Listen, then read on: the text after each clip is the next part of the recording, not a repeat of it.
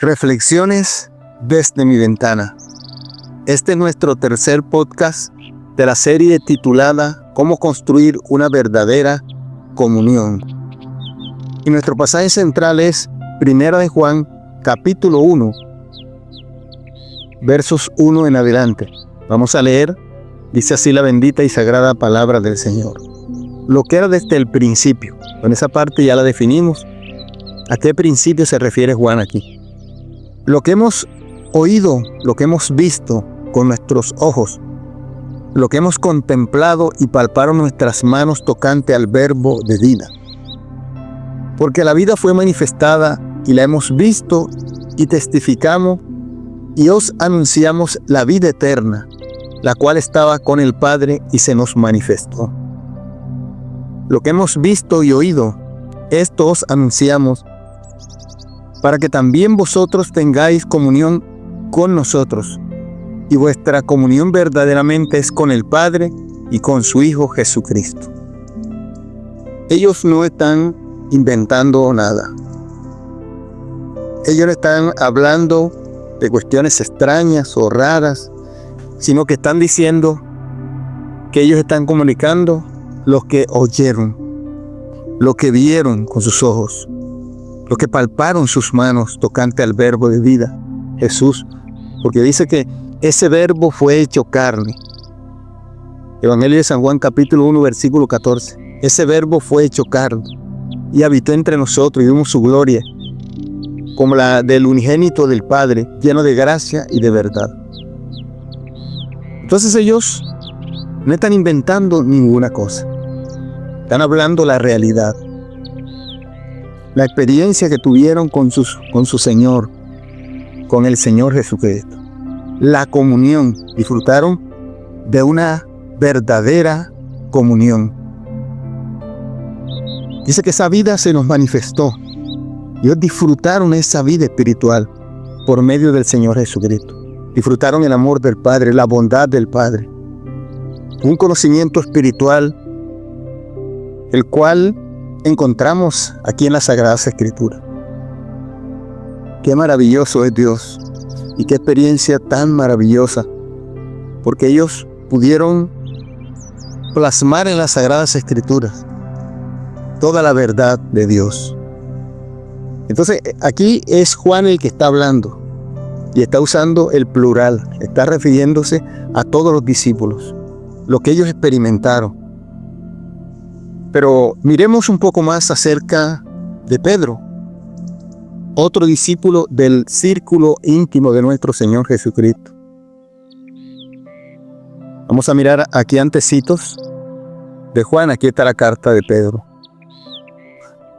Aquí en el capítulo 1. Segunda de Pedro, capítulo 1. Vamos a mirar los versículos 16 al 21. Dice así la bendita y sagrada palabra del Señor. Prestemos atención, por favor, porque las Escrituras nos hablan acerca de la verdad de Dios. Porque nos hemos dado a conocer el poder y la venida de nuestro Señor Jesucristo, siguiendo fábulas artificiosas, sino como habiendo visto con nuestros propios ojos su majestad. Pues cuando Él recibió de Dios Padre honra y gloria, le fue enviada desde la magnífica gloria una voz que decía: Este es mi Hijo amado, en el cual tengo complacencia. Y nosotros oímos esta voz enviada del cielo, cuando estábamos con Él en el Monte Santo. Tenemos también la palabra profética más segura, la cual hacéis bien en estar atento, como una antorcha que alumbra en lugar oscuro, hasta que el día esclarezca y el lucero de la mañana salga en nuestros corazones. Entendiendo primero esto, que ninguna profecía de las Escrituras o ninguna profecía de la Escritura es de interpretación privada, porque nunca la profecía fue traída por voluntad humana, sino que los santos hombres de Dios hablaron siendo inspirados por el Espíritu Santo. Entonces esta es la experiencia de Pedro. Allá nos habló Juan por todos los apóstoles y aquí nos está hablando Pedro por todos los apóstoles. Dice que no nos han dado a conocer a nosotros el poder y la venida de nuestro Señor Jesucristo siguiendo fábulas, siguiendo cuentos, historietas extrañas, sino la verdad, lo que ellos vieron. También Pedro está diciendo lo mismo que dijo Juan, lo que ellos vieron, lo que ellos escucharon, porque ellos escucharon y se refieren a la transfiguración que aparece en Mateo capítulo 17. Dice que ellos oyeron la voz del Padre, refiriéndose a su Hijo Jesucristo, que dijo: este es mi Hijo amado, en él tengo complacencia. Y nosotros oímos esa voz del cielo y estamos con él ahí en el Monte Santo. Recuerde en la transfiguración, cuando apareció Elías en representación de la ley y apareció Moisés en representación de la ley y apareció Elías en representación de los profetas. Y allí estaba nuestro Señor Jesucristo en representación del nuevo pacto también. Y allí estaba Pedro, Juan y Jacobo, testigos presenciales de la gloria de Dios, de estas grandes manifestaciones. Entonces ellos disfrutaron de esa comunión perfecta, de esa verdadera comunión con nuestro Señor Jesucristo. Y dan a conocer su experiencia. Y luego el versículo 19 nos van a mostrar otra evidencia. Dice: tenemos también la palabra profética más segura. Aquí se refieren a las Sagradas Escrituras. Lo que ellos recibieron y escribieron. Lo que hoy en día nosotros tenemos como la Biblia. La palabra de Dios. Eso es lo que es la Biblia, la palabra de Dios. Dice la palabra que es como una antorcha que alumbra en el lugar oscuro hasta que el día esclarezca. Entendiendo primero, dice el versículo 20. Esto hay que darle prioridad aquí. Entendiendo primero. Y ahí dijeron que la profecía más segura es la palabra de Dios. Y el verso 20 dice: entendiendo primero esto, que ninguna profecía de la Escritura es de interpretación privada. Porque nunca fue la profecía traída por voluntad humana. No fue asunto de los hombres. Ellos la escribieron, sí, pero fue inspirado por Dios. Sino que los santos hombres de Dios hablaron siendo inspirados por el Espíritu Santo. Es decir, ellos recibieron la revelación de Dios y la plasmaron. Entonces, dice Pedro aquí, esta es la palabra más segura, la profecía más segura.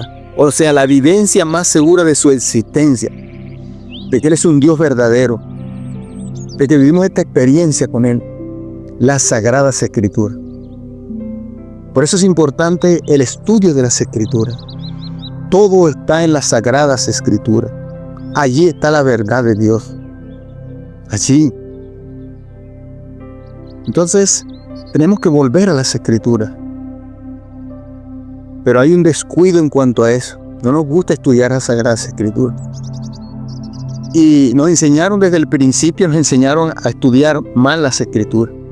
Nos enseñaron un versículo por aquí, otro por allá. Y así no se entiende la palabra de Dios. A Dios no lo vamos a entender ni lo vamos a conocer por un solo versículo, ni por un solo capítulo, ni por un solo libro de la Biblia. Porque la revelación es progresiva, desde Génesis hasta Apocalipsis. Allí está la revelación completa. Entonces, cuando leemos la Biblia, un versículo por aquí, otro por allá, así no vamos a conocer a Dios, ni vamos a entender las Sagradas Escrituras. Lo que vamos a aprender son verdades a medias. Entonces tenemos que ser muy responsables en el estudio de las Escrituras. Tenemos que pedirle a Dios ese anhelo, ese profundo deseo y estudiar las Escrituras. Pedirle a Dios la sabiduría, la iluminación de su Espíritu y dejarnos ayudar en la congregación, el lugar donde nos congregamos. Hay un pastor o unos pastores, hay maestros responsables en el estudio de las Escrituras y que enseñan las Escrituras correctamente. Debemos acercarnos a ellos para que nos ayude en el estudio de las Escrituras. Pero nosotros también tenemos que buscar y pedirle a Dios que nos ilumine para entender las Escrituras, porque esto es muy importante.